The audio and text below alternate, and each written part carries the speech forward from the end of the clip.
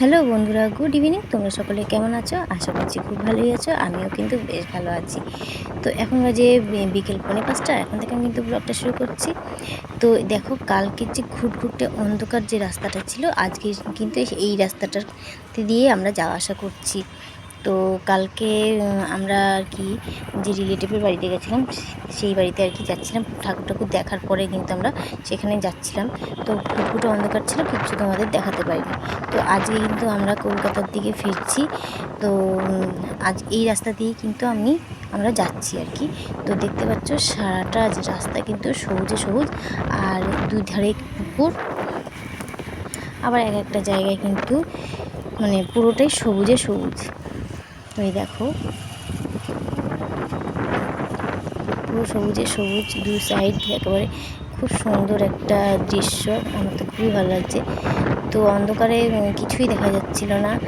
তো এখন দেখতে পাচ্ছি মানে এত সুন্দর লাগছে, মানে কিছু বলার নেই। আমার দেশের কথা মনে পড়ে গেল। তো যাই হোক, আমরা কিন্তু অনেকটা এগিয়ে এসেছি। এসে মানে যারা বাইক চালাচ্ছে আর কি, তারা জাস্ট হাঁপিয়ে গেছে। তো সেই জন্য আমরা একটু দাঁড়িয়ে আছি।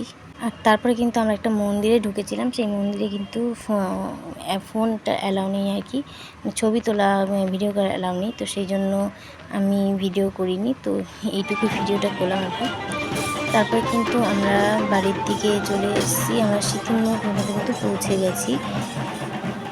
আর তারপরে কিন্তু সিতিমোড়ে এসে দেখছি কত ঠাকুর বিসর্জন যাচ্ছে, প্রচুর ঠাকুর বিসর্জন যাচ্ছে। তো সেই জন্য তোমাদেরকে এই ভিডিওটা আমি করলাম, তোমাদেরকে শেয়ার করার জন্য। যারা মানে ঠাকুর দেখতে বেরোতে পারোনি, তাদের জন্য এই ভিডিওটা।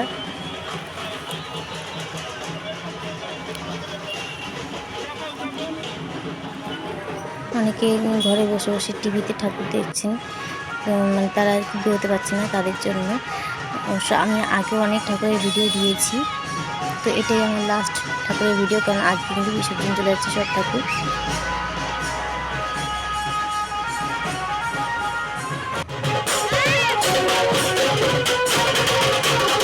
কত সুন্দর কিন্তু ব্যাংকাটি বাজছে।